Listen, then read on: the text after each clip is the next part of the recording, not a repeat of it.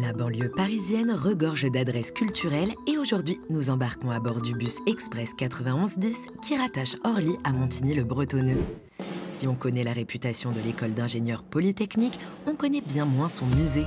C'est ici dans la ville de Palaiseau, en Essonne, que notre promenade débute. Arrêtez-vous à Polytechnique Lozère.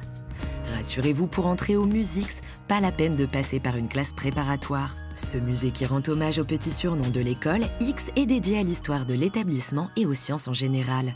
Créé en 1794, Polytechnique a eu le temps de voir passer de nombreuses personnalités prestigieuses et surtout d'assister à des découvertes et avancées techniques.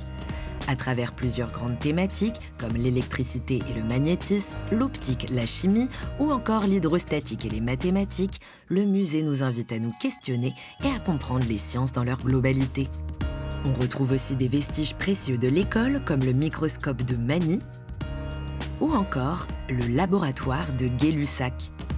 Et si ça ne vous parle pas, on vous invite justement à vous rendre au Musix pour tout comprendre.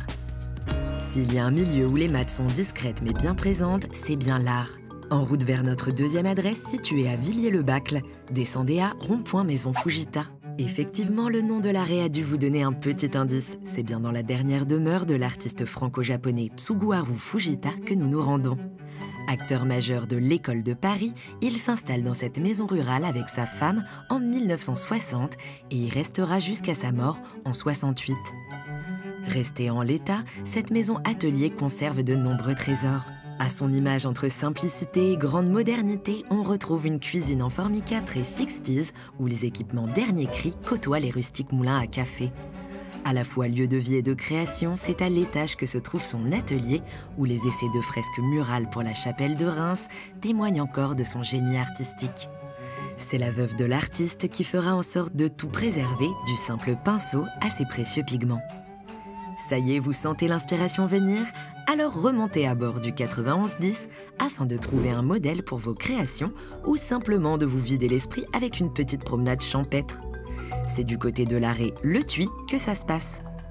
Située le long de la Mérantaise, la réserve naturelle du Moulin d'Ors occupe l'ancien emplacement d'un château détruit dans les années 60. Après être resté à l'abandon pendant plusieurs années, le site est réhabilité.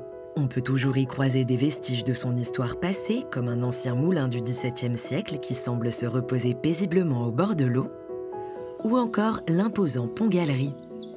Il fait partie de la grande famille des fabriques de jardins, des constructions ornementales qui ponctuent le parcours des promeneurs.